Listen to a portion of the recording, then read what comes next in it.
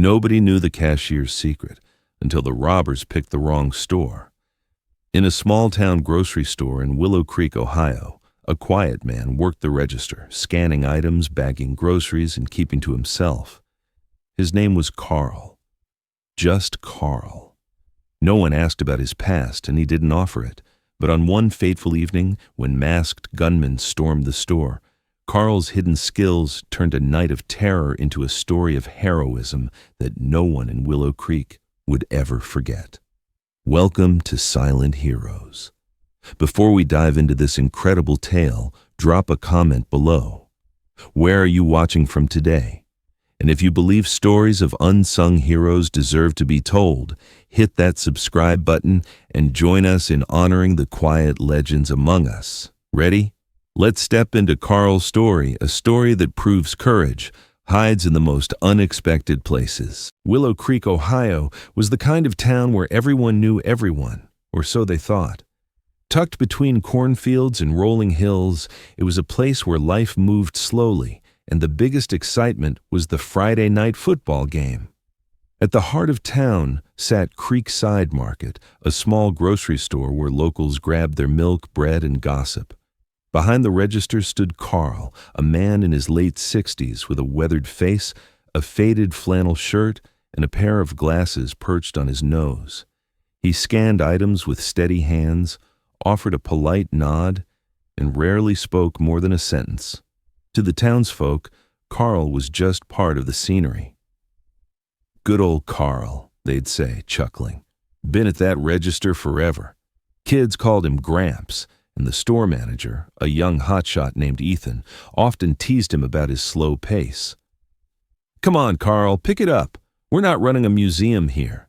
Ethan would laugh, and the customers would join in. Carl never took the bait. He'd just smile faintly, adjust his glasses, and keep scanning. But there was something about Carl's eyes, sharp, steady, like they'd seen things the rest of Willow Creek couldn't imagine. Nobody asked, though.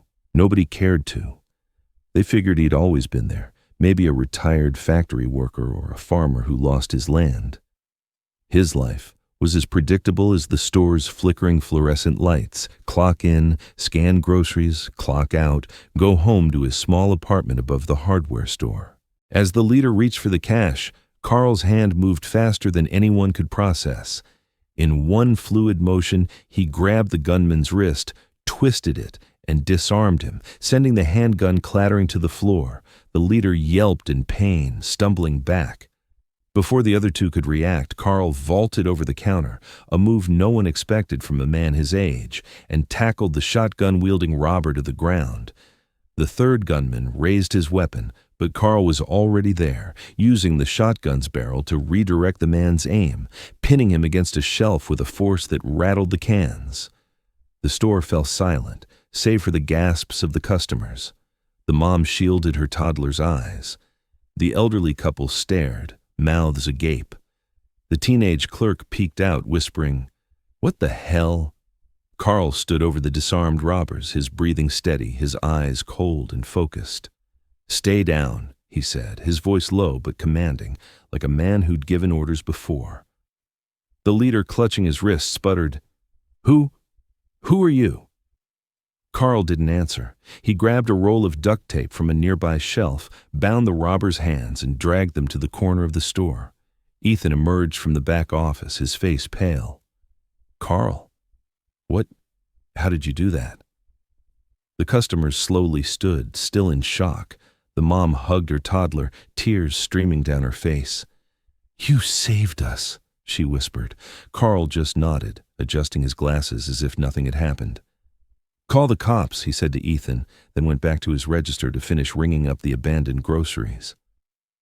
Within minutes, police sirens wailed outside. Officers stormed in, cuffing the robbers and taking statements. The customers couldn't stop talking about Carl. "Did you see him move?" the elderly man said. "Like something out of a movie." The teenage clerk, still shaken, posted about it on social media. "Our cashier just took down 3 armed robbers. Who is this guy?" By the next morning, Willow Creek was buzzing. At the local diner, the Willow Brew, Folks gathered over pancakes and coffee, piecing together what they'd heard. "Carl, that old guy at the market," one said. "No way he did that." Another chimed in. "I heard he moved like a soldier." Like he'd done it before. Ethan, still rattled, dug through the store's employee records. He found Carl's file, barely a page, just a name, an address, and a hire date from 10 years ago. But tucked in the back was a crumpled photo that fell out of Carl's locker once. It showed a younger Carl standing with a group of men in tactical gear, a special forces patch on his sleeve. Ethan's jaw dropped. "No way," he muttered. That evening, the diner was packed. The whole town wanted answers. Ethan stood up, holding the photo in a small box he'd found in the store's storage. "I owe Carl an apology," he said, his voice shaky. He opened the box, revealing a faded silver star medal and a letter of commendation. The letter, dated 1991, praised Staff Sergeant Carl Hayes for extraordinary heroism during a covert operation in the Gulf War, where he single-handedly neutralized an enemy ambush, saving his team. The crowd went quiet. The mom from the store, still holding her toddler, spoke up. "Why didn't you tell us, Carl?" Carl, sitting at the counter with a cup of black coffee, looked up. His face was still, but his eyes softened. "Didn't need to," he said. "I did my job then, did my job yesterday. That's enough." Ethan shook his head. "You're a hero, man." Carl gave a small smile, the kind that carried years of weight. "Heroes don't talk about it. They just do it." He stood, tipped his head to the crowd, and walked out into the night. Willow Creek changed after that. Kids stopped calling him Gramps. Customers thanked him at the register. Ethan hung the photo behind the counter, a quiet tribute. And Carl? He kept scanning groceries, kept to himself, but now, when he walked through town, people nodded with respect. Carl didn't wear his medal, didn't boast about his past. His heroism wasn't in the stories he told or the spotlight he chased. It was in the choices he made when no one was watching. In a small town like Willow Creek, where life moves slow and people pass by without a second glance, Carl was a reminder that heroes don't always look the part. They don't need uniforms or applause. They're the ones who step up when the world turns dark, who carry the weight of their past in silence, and who act not for glory, because it's right. Think about it. How many Carls are out there? The quiet neighbor who never talks about their service, the coworker who seems ordinary but carries a story that could change the way you see them, the veteran who walks among us, their courage hidden behind a humble smile. These are the silent heroes, the ones who don't ask for recognition but deserve it more than anyone. So, we're asking you, have you ever met a Carl? Someone who seemed like just another face in the crowd, but whose courage changed everything in a single moment.